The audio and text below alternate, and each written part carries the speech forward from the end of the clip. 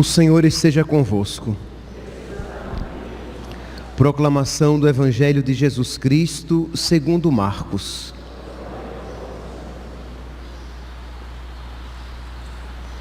Naquele tempo, Jesus saiu de novo para a beira do mar. Toda a multidão ia ao seu encontro e Jesus os ensinava. Enquanto passava, Jesus viu Levi, o filho de Alfeu, sentado na coletoria de impostos e disse-lhe: "Segue-me." Levi se levantou e o seguiu. E aconteceu que, estando à mesa na casa de Levi, muitos cobradores de impostos e pecadores também estavam à mesa com Jesus e seus discípulos. Com efeito, eram muitos os que o seguiam.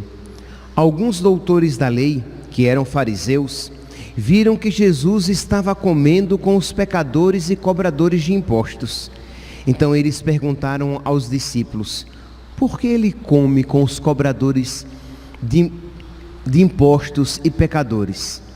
Tendo ouvido, Jesus respondeu-lhes: não são as pessoas sadias que precisam de médico, mas as doentes. Eu não vim chamar os justos, mas sim os pecadores. Palavra da salvação.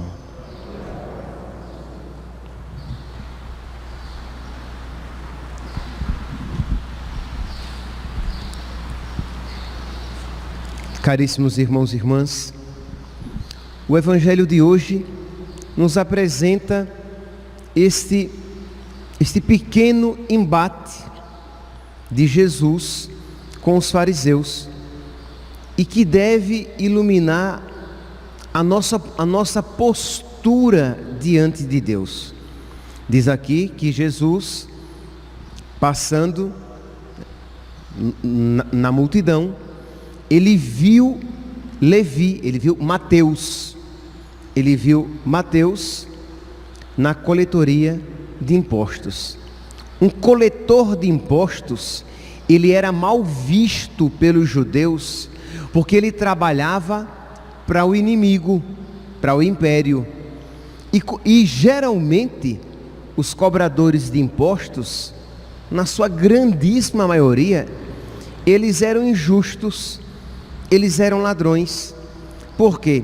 Porque eles deveriam, por exemplo, devolver ao império X, um valor X. O que passasse disso ficaria com eles. Então, quanto mais eles cobravam, mais ricos eles se tornavam. Por quê? Porque eles devolveriam X, um valor X, para o governo, para o império, e ficariam com o restante. E muitos, a grandíssima maioria, sempre ultrapassava os limites, digamos, esperados, os valores esperados. Pois bem, então enquanto Mateus estava ali no seu pecado, diz que Jesus olhou para ele e o chamou. E como o evangelista Marcos gosta de enfatizar, né, a misericórdia e a compaixão de nosso Senhor, que olhou para Mateus quando Mateus não merecia o olhar bondoso de Deus. Então aqui, meus santos, já deve encher o nosso coração de esperança. Isto é, o olhar de Deus se volta para nós, não somente quando merecemos, porque quando é que merecemos? Quando é que mereceríamos o olhar de Deus? Mas até mesmo quando mais do que nunca não merecemos. Então estava ali Mateus no seu pecado e diz que Deus lançou sobre ele um olhar, o chamou, e Mateus imediatamente se levantou, deixou a sua banca com o dinheiro ali presente e seguiu nosso Senhor. Que ato, meus santos, de generosidade. Ouviu o chamado de Deus e imediatamente o seguiu. Deveria ser um exemplo para nós, né, meus santos? Ouvir o chamado de Deus, o pedido de Deus, e uma vez conhecendo a vontade de Deus, nos colocar com todo o empenho e com toda a nossa força para colocá-la em prática. Vontade de Deus conhecida deve ser vontade de Deus obedecida. Então, uma primeira súplica para que nós, quem sabe, na nossa oração durante o dia de hoje, colocar diante de Deus: meu Deus, por misericórdia, concede-me a graça de conhecer a Tua vontade para a minha vida. Eu quero, Senhor, eu quero saber a Tua vontade para mim.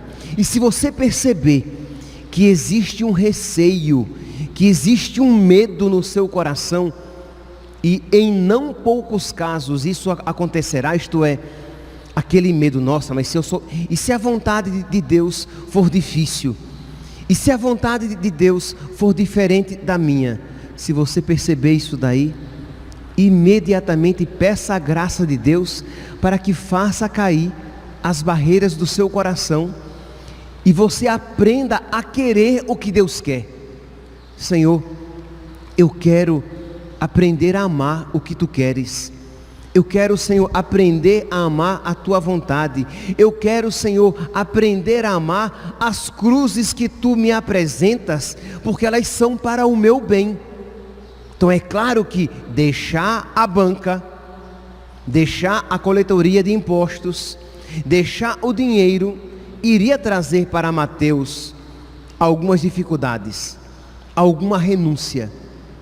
Então, os chamados de Deus, eles nem sempre, muitas vezes, eles trazem uma alegria, mas é uma alegria diferente, não é uma alegria de facilidade, mas é uma alegria de você saber que você está na amizade com Deus, a alegria de você perceber que você se assemelha a Cristo, que você está em comunhão com Cristo, de que você está fazendo a coisa certa, de que você está vivendo a vida de Jesus, que você está tendo uma postura semelhante à de nosso Senhor. Então isso sim, o Senhor nos concede, mas a alegria no sentido de prazer sensível, de facilidade, isso nem sempre, quase sempre não acontece. Então por isso que vem esse medo de fazer a vontade de Deus, de abraçar a vontade de Deus. Então isso houve para Mateus, para Levi, e haverá também para nós. Abraçar a vontade de Deus significará também perder algo, mas nada comparado com aquilo que Ele nos apresenta. Jesus chamava Mateus para ser apóstolo, para ser coluna da igreja, de modo que, comparado a isso, aquele dinheiro que ele tinha na banca, aquele emprego que lhe dava alguma confiança, não era nada. Então, se você tem medo, repito, para dar o próximo passo, se você tem medo de fazer a vontade de Deus, peça: Senhor, ensina-me a amar a Tua vontade, ilumina a minha inteligência para que eu veja que a Tua vontade é sempre a melhor para mim. Isso, meus santos, nós precisamos suplicar constantemente, não é só uma vez na vida não, porque nós tendemos sempre a nos esquecer das graças que Deus tem reservadas para nós, e de que Deus é bom, e de que Ele nunca nos pede nada de mal, mesmo que seja exigente. Aquilo que Ele pediu a Mateus foi exigente? Foi. Mas o que é que que Jesus, o Filho de Deus, estava oferecendo a Mateus, a Levi?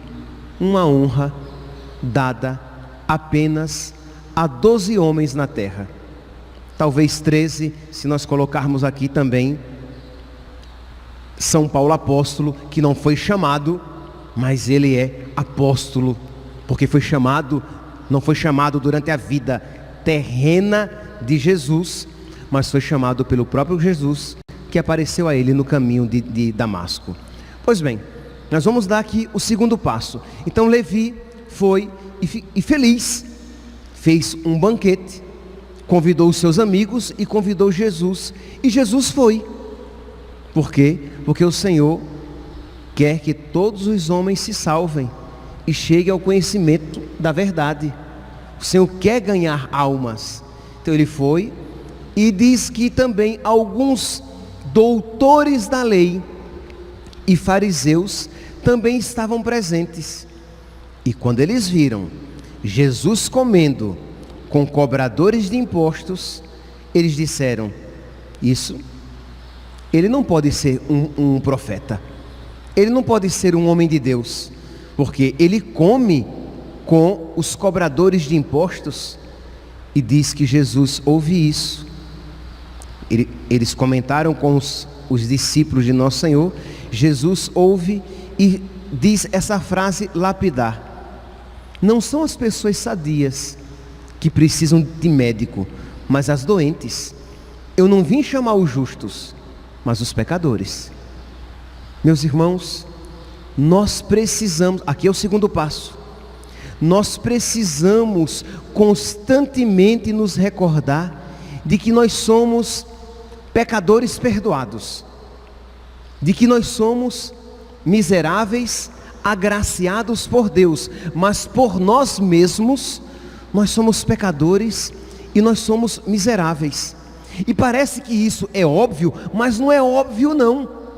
Há muitas pessoas que quando você pergunta, você vai entrando na intimidade daquela pessoa e vai perguntando: como é que ela reza? Como é que você reza? E a pessoa diz: olha, eu rezo, Padre, todos os dias, e eu peço a Deus que me livre do pecado, e eu peço a Deus que me dê saúde. Tá bom. E eu peço a Deus que me ajude nas minhas dificuldades, e eu peço a Deus pelos meus familiares, para que eles se salvem. Está tudo correto, não tem nada de errado. Mas aí eu pergunto: mas você se humilha diante de Deus? Isto é, na sua oração, você frequentemente reconhece as suas misérias, de que você é um pecador miserável, de que você não merece as graças de Deus, e você o louva, dizendo: Senhor, como o Senhor é bom, porque o Senhor me chama para o céu, o Senhor quer ser meu amigo, eu que não valho nada, Senhor, eu que sou uma pessoa tão ruim, e o Senhor quer ser meu amigo, o Senhor quer morar no meu coração, e quer que eu more no seu coração. O Senhor quer que eu esteja com o Senhor para sempre, na eternidade. Isto é, então, essas duas posturas, a humilhação diante de Deus e o louvor a Deus, a ação de graças, agradecer a Deus pelo que Ele é, por Ele ser Deus, por Ele ser bom, por Ele ser misericordioso, por Ele ser paciente comigo, por Ele ser compassivo. Isso é importante, porque senão, embora você reze, isso não tem o efeito tão transformante como teria se você também se humilhasse na presença de Deus e louvasse a bondade dEle, a misericórdia dEle.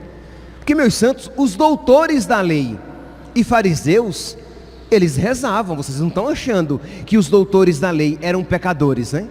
Pecadores públicos. Eles rezavam, mas eles não se humilhavam na presença de Deus. Eles não se reconheciam miseráveis, agraciados. Porque quando você se reconhece miserável, quando você se humilha na presença de Deus, você automaticamente reconhece a bondade, a paciência, a misericórdia de Deus. E aí, meus santos, quando você vir um pecador, você não vai se ensoberbecer, porque você sabe que se você não está fazendo o mesmo que ele, é por pura misericórdia de Deus na sua vida.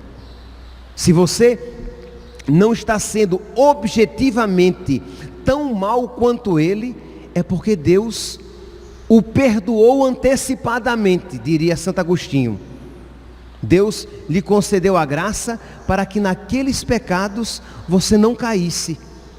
De modo que você olha para Jesus e diz: Ele veio para mim, porque eu sou doente, eu sou pecador. Mas se você não se acha, não se humilha na presença de Deus, você não é doente, você não é pecador, você é até bem santo. Santa Teresinha do Menino Jesus, que nunca cometeu nenhum pecado mortal. Santa Teresinha do Menino Jesus, que nunca na sua vida cometeu um pecado mortal, quando ela via, nós temos esse relato, quando ela via uma irmã sua carmelita, cometer algum pecado, ela dizia: se ela tivesse recebido as graças que eu recebi, ela já seria santa, e eu não sou ainda. Percebe aqui? Isto é, ela, ao olhar a irmãzinha que cometia uma falta, diz: ela é melhor do que eu, porque se ela tivesse recebido as graças que eu já recebi, ela seria melhor do que eu. Este é o caminho de quem se humilha na presença de Deus. E se você tem dificuldade de verdade reconhecer as suas misérias, peça a Deus essa graça. Meu Deus, tenha misericórdia de mim. Eu sou tão orgulhoso que eu tenho até dificuldade de verdade me humilhar na tua presença. Eu sou tão orgulhoso que eu tenho dificuldade de ver que eu por mim mesmo eu mereceria o inferno. E de reconhecer isso profundamente, de que o que eu faço de bom vem de ti, porque tu operas em mim o querer e o fazer das coisas boas. Sem ti eu não posso nada.